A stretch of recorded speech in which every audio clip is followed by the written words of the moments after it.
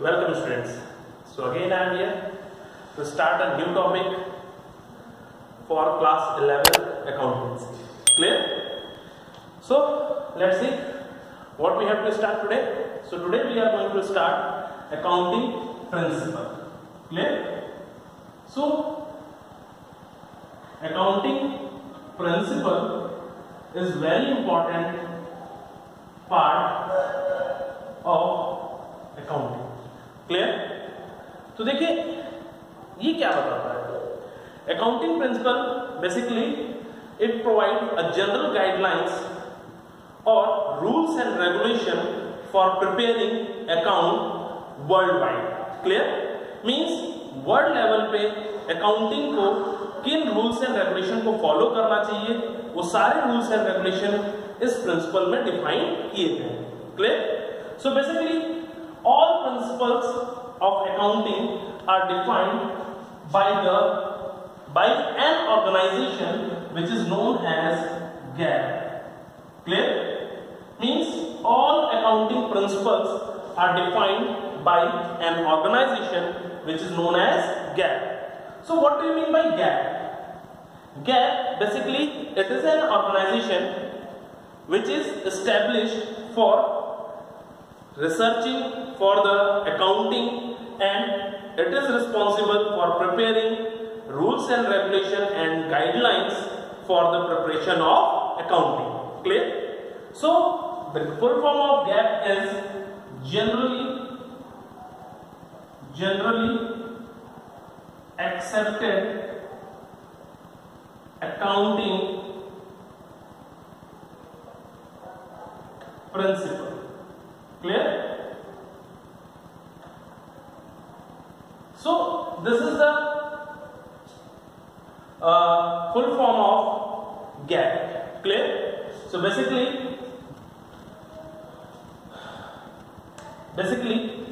it is an organization which is only established for the preparation of rules and regulation related to the accounting. Clear? So we have to discuss what is the principles. Basically all the principles which are defined for the accounting are always be universal. So what do you mean by universal? Universal means a thing which is applicable in every type of organization. Means कहने का मतलब है कि जो भी हमारे principal define किए जाते हैं सारे क्या है यूनिवर्सल है और इनको जब भी डिफाइन किया गया ऐसा नहीं है कि जितने भी प्रिंसिपल डिफाइन किए गए बस किसी एक बेस पे डिफाइन कर दिए. पहले इनको किसी एक्सपर्ट ने जो भी हमारे एक्सपर्ट्स हैं उन्होंने इसको प्रैक्टिस किया है, इसको अप्लाई किया है, इसको क्रॉस चेक किया है, ठीक है, इस पे एक्सपेरिमेंट किए हैं, तब जाके कहीं ये सारे प्रिंसिपल्स डिफाइन किए गए हैं और इन्हें वर्ल्ड वाइड क्या किया गया है अप्लाई किया गया है. क्लियर? तो बेसिकली जितने भी प्रिंसिपल्स हैं वो इसीलिए डिफाइन किए गए हैं कि हम वर्ल्ड लेवल पे अकाउंटिंग को सेम रख सकें. ऐसा ना हो कि इंडिया में अलग तरीके से अकाउंटिंग हो, ब्रिटेन में अलग तरीके से हो, यूएसए में अलग तरीके से हो. इसीलिए क्या किया कि आज की डेट में क्या हमारा जो वर्ल्ड है बहुत ही छोटा सा हो गया. जैसे कि आज की डेट में हम देख रहे हैं कि दुनिया बहुत छोटी है. अब आपको अमेरिकन प्रोडक्ट चाहिए आप इंडिया में बैठे बैठे ऑर्डर करिए आपके घर आ रहा सामान. तो क्या है आज की डेट में यहाँ की कंपनी फॉरेन कंट्रीज के साथ बिजनेस कर रही है, हम लोग फॉरेन कंट्रीज के साथ ट्रेड कर रहे हैं. इवन आज के डेट में कस्टमर डायरेक्टली फॉरेन कंट्रीज से जुड़ गया तो फॉरेन कंपनी से जुड़ा हुआ है. तो उस केस में क्या है भाई अगर आप एज ए इन्वेस्टर अगर आप मार्केट में जाते हो तो आप फॉरेन कंट्री पे भी इन्वेस्ट कर रहे हो, फॉरेनर्स हमारे यहाँ इन्वेस्ट कर रहे हैं तो क्यों इन्वेस्टमेंट करें? वो तो हमारे अकाउंटिंग रिजल्ट को देख के करेंगे और अकाउंटिंग रिजल्ट डिपेंड करता है हमारी अकाउंटिंग मेथड के ऊपर. तो अगर world wide preparation of accounting या प्रिपरेशन ऑफ अकाउंटिंग मेथड क्या है सेम होगा तो इजी होगा हमें कंपेयर कर पाना कि हम दो डिफरेंट कंट्रीज के जो कंपनीज हैं उनके अकाउंटिंग रिजल्ट को कंपेयर कर सकेंगे. क्यों? क्योंकि सभी लोग सेम तरह के रूल्स एंड रेगुलेशन को फॉलो कर रहे हैं. Clear? So the accounting principles are basically divided into two parts. Clear? So the first is concepts. Clear? Concepts and the second is conventions. Clear? So what is the difference between concepts and conventions? Basically, concepts means principles which are defined as a concept are never be changed. It always be used and it is mandatory to use in accounting. Clear? So it is not an optional rules. So we have to follow these rules which are defined as a concept strictly, because these are the compulsory for each and every type of organizations. Clear? So concepts cannot be changed. It always be used as it is defined in principle. Clear? But in convention we can use according to our convenience. Means जैसा कि हमें suitable लगेगा हम वैसा use करेंगे.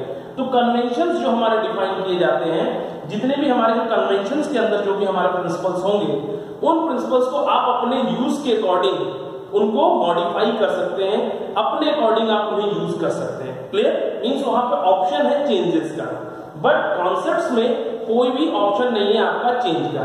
उसमें जैसा कहा गया आपको वैसे ही यूज करना है. क्लियर? तो देखिए अब हमारे पास जो कॉन्सेप्ट्स क्या होंगे, कन्वेंशंस क्या होंगे, वो हमें स्टडी कर रहे हैं. तो कौन कौन से कॉन्सेप्ट हैं, कौन कौन से कन्वेंशंस हैं, ये दोनों चीजों को स्टडी करने के लिए हम आगे बढ़ेंगे. ठीक? तो हमें कॉन्सेप्ट्स क्लियर हो गए. तो कॉन्सेप्ट्स क्या है? It can not be change. It can not be change. Clear? इसको हम चेंज नहीं कर सकते. एंड इट इज चेंजेबल, या कह सकते हैं इट इज फ्लेक्सिबल. ये क्या है? It is flexible.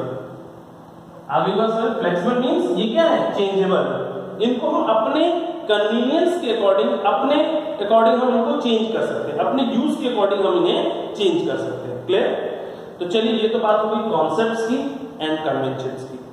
अब आते हैं हम लोग ये जो कॉन्सेप्ट्स एंड कन्वेंशंस है इनके अंदर. So firstly we have to start a concepts of accounting. ठीक है? तो देखिए हम कॉन्सेप्ट्स ऑफ अकाउंटिंग प्रिंसिपल को हम सबसे पहले स्टार्ट करने वाले हैं. ठीक है? कि कॉन्सेप्ट्स क्या है.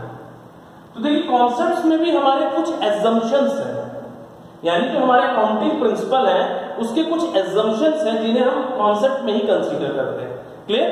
तो देखिए हम सबसे पहले कॉन्सेप्ट से पहले हम जो डिस्कस करेंगे वो क्या डिस्कस करेंगे? एजम्पशंस के बारे में. क्लियर? कि एजम्पशंस क्या है.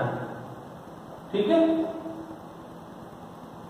चलिए तो देखिए एजम्पशन में सबसे पहला एजम्पशन जो हमारा आता है अकाउंटिंग प्रिंसिपल का वो क्या है? तो सबसे पहला हमारे अकाउंटिंग प्रिंसिपल का एजम्पशन है वो है गोइंग कंसर्न कॉन्सेप्ट. क्या है? Going concern concept. क्लियर? तो देखिए जो हमारा गोइंग कंसर्न कॉन्सेप्ट है तो ये भी concept, it is also part of concept. Clear? But ये आपका एजम्पशन है. क्लियर? तो देखिए एजम्पशन कहने का मतलब है कि ये सारी चीजें आपके लिए प्रिंसिपल में या किसी भी अकाउंटिंग को करते हुए जरूरी है. क्लियर? और इनकी इंपॉर्टेंस ज्यादा है. ठीक? तो देखिए गोइंग कंसर्न कॉन्सेप्ट, इसको हम एजम्पशंस भी कहते हैं. तो ये क्या कहते हैं हमारा going concern concept means it says the accounting according to this principle, according to this principle accounting is prepared till the end of business, till the closing of business. Means जब तक कि आपका बिजनेस क्लोज नहीं हो जाएगा, जब तक कि आपका बिजनेस बंद नहीं हो जाएगा, तब तक आप अकाउंटिंग को प्रिपेयर करेंगे. ये कॉन्सेप्ट कहता है कि आप अकाउंटिंग में जब भी आप बैलेंस शीट बनाते हैं, balance sheet is one of the example of going concern concept. Balance sheet में आप क्या करते हैं? जो भी चीजें आपने पिछले साल एसेट्स शो हुए थे उन्हें आप कैरी फॉरवर्ड करते हैं नेक्स्ट ईयर. क्लियर? तो ये क्या बता रहा है? ये गोइंग कंसर्न कॉन्सेप्ट बता रहा है कि बिजनेस क्या है आपका लगातार चलने वाला प्रोसेस है. तो जाहिर सी बात है आप बिजनेस को कंटिन्यू रन कर रहे हैं तो अकाउंटिंग भी हम लगातार करेंगे. और अकाउंटिंग की हेल्प से क्या करते हैं हम? जो प्रीवियस ईयर में चीजें थी उन्हें अगर वो नेक्स्ट ईयर में कैरी फॉरवर्ड की जा सकती हैं, वो हमारे पास अवेलेबल है, तो उसे हम नेक्स्ट ईयर में कैरी फॉरवर्ड करते हैं. Clear? Plus going concern concept से हम ये भी आइडेंटिफाई कर पाते हैं कि आपके करंट एसेट्स कौन से हैं, नॉन करंट एसेट्स कौन से हैं, लॉन्ग टर्म लायबिलिटी कौन सी है, शॉर्ट टर्म लायबिलिटीज कौन सी है. इवन आप ये भी कंपेयर कर पाते हैं इस गोइंग कंसर्न कॉन्सेप्ट से कि किन आइटम्स को स्टेटमेंट ऑफ P&L में शो करना है और किन इन आइटम्स को आप बैलेंस शीट में शो करेंगे। क्लियर? क्योंकि गोइंग कंसर्न कॉन्सेप्ट तो यही कहता है कि हमें बिजनेस को आगे कंटिन्यू करके ले जाना है, यानी लगातार आप अकाउंटिंग को आगे कैरी फॉरवर्ड करेंगे। तो कैरी फॉरवर्ड किन किन चीजों को करना है वो सारा कुछ गोइंग कंसर्न कॉन्सेप्ट में डिफाइन किया जाता है। क्लियर? तो ये क्या कहता है कि हम उन चीजों को कैरी फॉरवर्ड करेंगे जो कि बिजनेस को लॉन्ग टर्म बेनिफिट देने वाली है, जिनका बिजनेस में फ्यूचर में यूज है।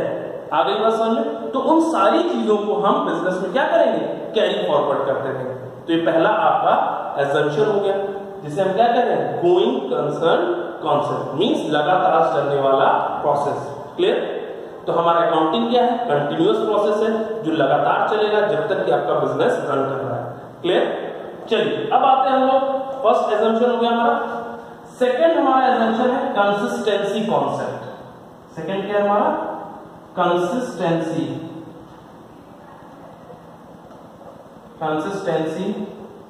कॉन्सेप्ट। क्लियर? तो देखिए कंसिस्टेंसी कॉन्सेप्ट क्या कहता है। देखिए कंसिस्टेंसी कॉन्सेप्ट कहता है कि जो भी आप अकाउंटिंग कर रहे हैं, क्लियर, उसमें आपका जो मेथड ऑफ अकाउंटिंग है वो कभी भी चेंज नहीं होना चाहिए।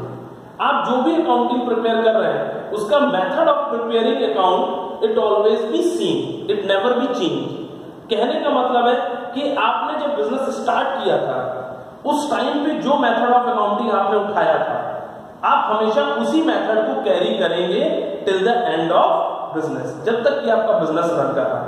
लेकिन बाय द वे कुछ ऐसे सर्कमस्टांसेस आते हैं और आपको ईयर में या 2 साल बाद 5 साल बाद आपको मेथड चेंज करना पड़ता है, तो आप उस मेथड को चेंज कर सकते हैं, बट आपको वो मेथड जो आप चेंज कर रहे हैं उसको आपको कंप्लीटली डिस्क्लोज भी करना होगा अपने अकाउंटिंग यूजर्स को।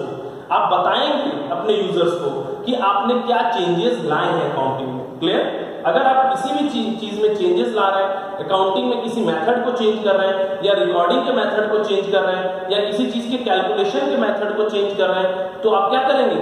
इन्फॉर्म करेंगे अपने अकाउंटिंग यूजर को। क्लियर? अदरवाइज आप हमेशा सेम मेथड यूज करेंगे। अच्छा, इस प्रिंसिपल से क्या फायदा है हमें? अगर हम ये प्रिंसिपल यूज करते हैं, हम लगातार सेम मेथड यूज करते हैं, तो इससे क्या होता है? इससे इजी ये है कि हम इजी टू कंपेयर, कहने का मतलब है हम 2 साल के अकाउंटिंग रिजल्ट्स को हम इजीली कंपेयर कर सकते हैं।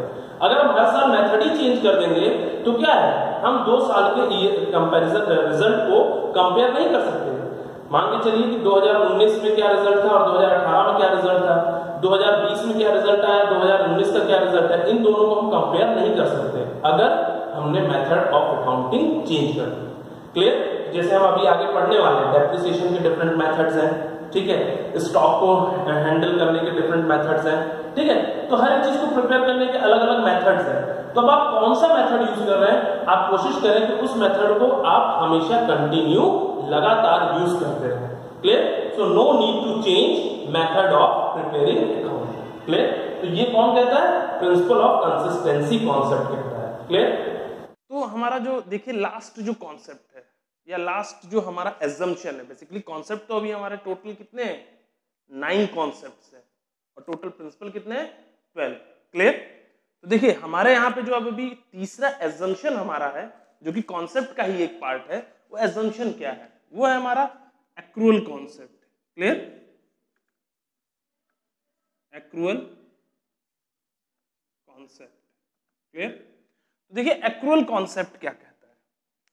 एक्रूअल कॉन्सेप्ट कहता है कि जो भी हम अकाउंटिंग में रिकॉर्ड कर रहे हैं, जो भी ट्रांजैक्शन, वो हमेशा उस प्रेजेंट फाइनेंशियल ईयर से रिलेटेड होनी चाहिए।